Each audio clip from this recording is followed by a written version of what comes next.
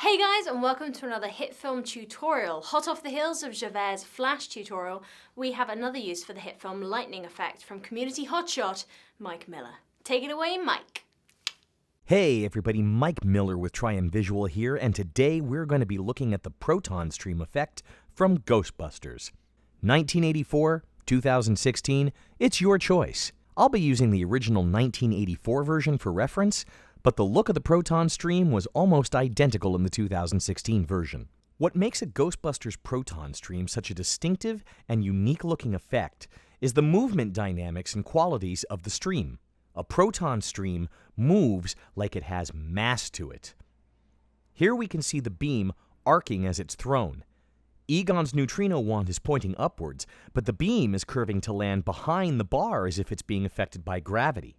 And it's this curvature of the proton stream that makes it a little bit of a tricky build, but that's okay, because a proton stream is supposed to move like it's rubberized light. One of the signatures of the movie is the neutrino wand animation, which is the idea of rubberizing light. Yes. Here we are in HitFilm Pro 2017. We're going to make a composite shot, 1920 by 1080 pixels and 25 frames per second. I'll change the duration of this composite shot to 10 seconds. We'll start by creating 3 3D points. The first one will be named emitter. When using this effect in a shot or a skit, the emitter point would be parented to the end of your neutrino wand. We'll duplicate the emitter point and name this beam start. Parent beam start to the emitter point.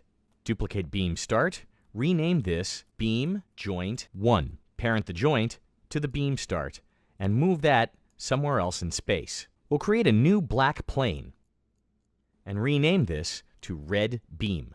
We'll add a lightning effect to the red beam plane and rename this effect red beam start. Open up the lightning effect, move down to branches and set the number of branches to 0.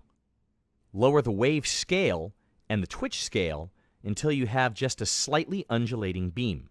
We'll go into the start point for the red beam and set that to the beam start point. Go into the end properties for the lightning and set the end point to beam joint 01.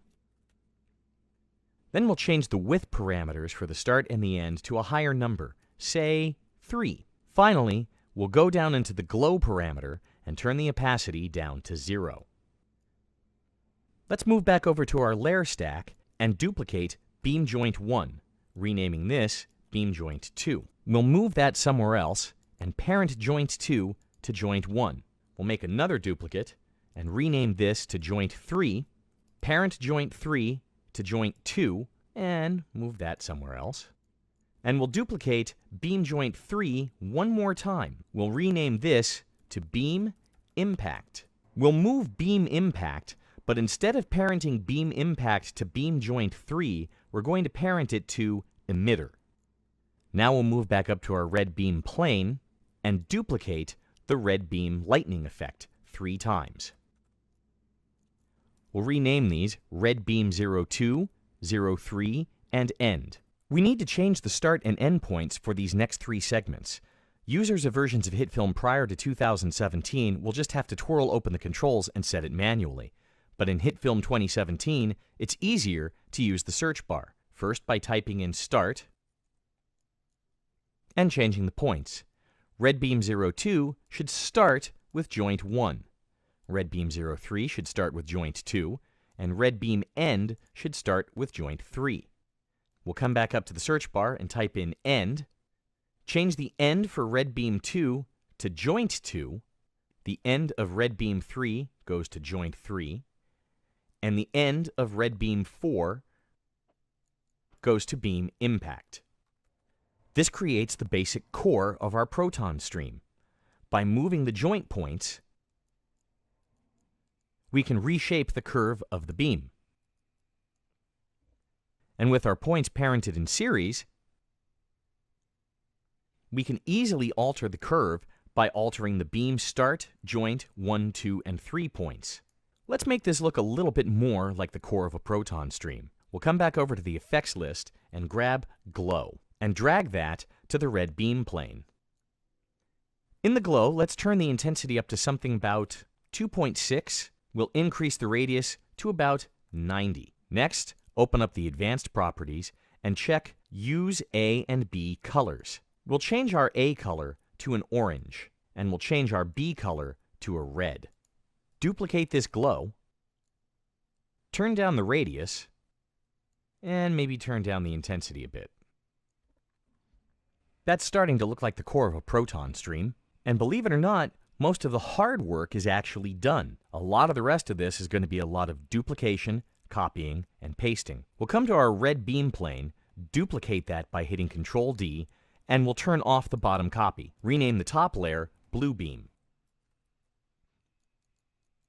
We'll come into the Effects Properties and just go ahead and rename all of these red beam lightnings to blue.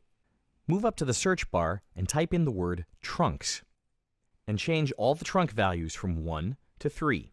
Next, come back up and type in Width, and then we'll change all the beam widths from 3 to 0.5. Next, in the search bar, we'll type in Seed, and just change all of the seed values to a different number. Return to the search bar and type in Scale, and we'll turn up all the wave and twitch scales.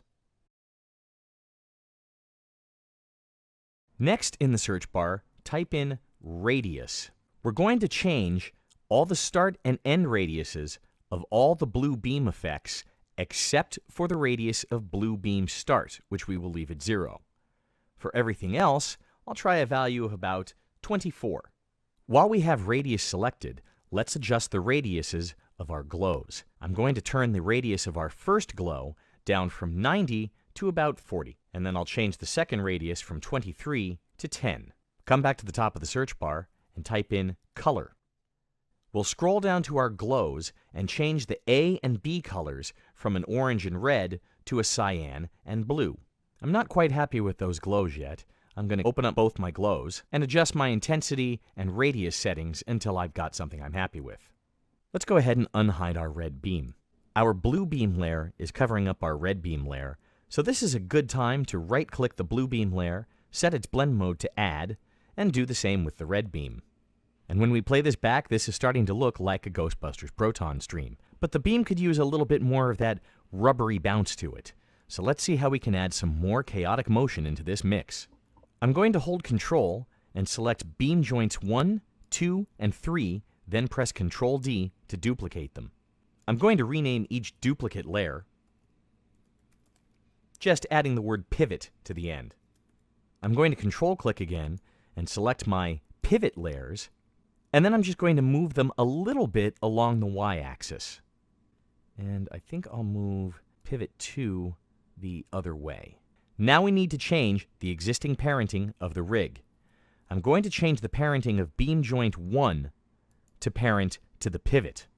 I'm going to change beam joint 2 to parent to the beam joint 2 pivot. And I'm going to change beam joint 3 to parent to the beam joint 3 pivot. Select the beam joint 1 pivot layer, open up its transform properties, and activate keyframing for X rotation. I'll move the playhead to the last frame of the composite shot and put in a value, 3. Turn on keyframing for its X rotation, move to the end of the composite shot, and set this to -3. I'm going to do something similar with my 2 and 3 pivot layers. Moving the playhead back to the beginning of the timeline, activating X rotation on the joint 2 and 3 pivot layers, moving my playhead to the end of the timeline and setting a value, then putting in the reverse values in the actual joint points. Now when we play this back, the rotating point rig is adding some bounce and some variation to the beam. Let me select all of the joint and joint pivot points and scrub the timeline so you can see a little bit more clearly what's happening. The pivot points are rotating, which is pulling the joint points around in 3D space. The joint points themselves have been set to have a counter rotation to the pivot points so that their orientation does not change. Without this counter rotation, the beam would be spinning and twisting completely out of control. We're almost there. All we need to do now is clean things up just a little bit. Every once in a while we can see a really hard corner where two of our beams meet. So how are we going to fix that?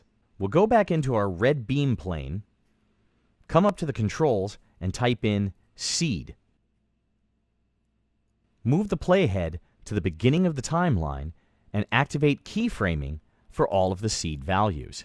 I'm going to go ahead and change all the seed values to something random just to get some more variation going. Now I will scrub my playhead through the composite shot. When I come somewhere where I can see a hard corner, like this frame, then I'll come back over to the seed value and just change the seed value a little bit on the surrounding segments until that corner smooths out.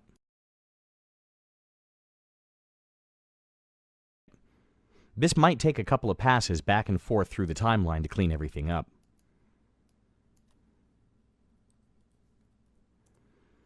I think I'm also going to increase the wave scale of my red beams a little bit to give them a little bit more wiggle.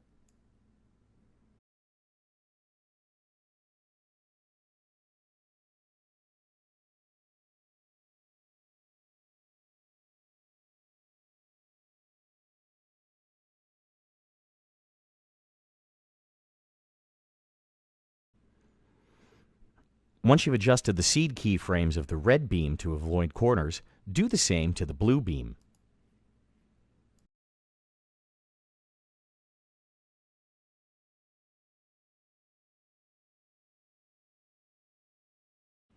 The next step is to add the flares at the emitter point and the impact point. We'll just go ahead onto our media bin and drag in our black plane that we've already created. Set the blend mode to add, and we'll go ahead and name this Emitter Flare. Come over to the Effects tab, drag in the Light Flares effect, change the hotspot position to be the beam start, and zero out the position coordinates. Then just go ahead and select your favorite flare. If you have the Radiance 2.0 pack from Inkscape Digital, load in your favorite one of those. Anamorphic Streak looks good for this.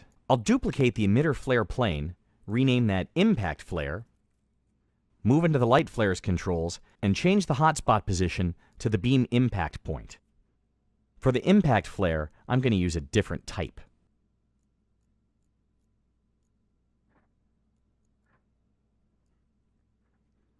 I'll come back over to the Effects panel, look for the Flicker effect, and drop that on top of both flares. HitFilm Express users can find the Flicker effect in the Starter Pack add-on. Otherwise, you can manually keyframe the intensity and scale of your flares. Let's get some impact damage going. Come back over to the Effects panel, scroll down to the Quick 3D, and drag in the Bonfire effect. I'll parent the Bonfire effect to the beam impact point and change its transform properties to 0, 0 so it's sitting on top of the beam impact point. I don't want the fire and I don't want the smoke. I just want the embers. So we'll open up the fire properties, uncheck active, open up the smoke properties, uncheck active, and open up the embers. I'm going to crank up the amount. I'm going to crank up the size, turn up the turbulence, and come up to the layer properties and change the blend mode to add. I'm going to change the height property of the bonfire effect to something around 10, and I think I'm going to open up its transform properties and scale that down to about 75. I'll come back to the Quick 3D menu and bring in Missile Smoke. In the Missile Smoke layer, I'm going to open up the general properties and change the Attach to Layer property to the beam impact point. And I'm going to go ahead and turn up the speed, maybe turn down the size, up the size variation. I'll turn linger to 12 and the linger variation to 4. I'll go ahead and move the missile smoke layer beneath both of the beams. One last little detail I almost forgot. We'll come back over to the effects panel, find the motion blur effect, and drag that to both the blue beam and the red beam layers. And this is it.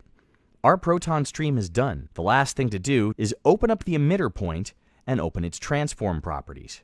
I'm going to activate keyframing on the Y rotation. Move forward a few seconds. Rotate that. Move back to the end. And we'll rotate the other way. And there it is. We've got a Proton stream rigged to throw. And did I mention that this rig is in 3D? Incidentally, this type of multi-segment, multi-layer lightning rig can also be modified for flash effects. The same basic rig can be used to create long lightning trails that wrap around corners. So taking the information in this tutorial and applying it alongside the information in Javert's recent tutorial on Justice League flash effects will help you create all kinds of speedster special effects. This was a fairly complicated build. If you got lost, there should be a template available for download on the HitFilm preset marketplace at inscapedigital.com. I hope you've enjoyed this tutorial. I hope you've learned something today. I'm Mike Miller with Triam Visual, and cut to the subscribe button.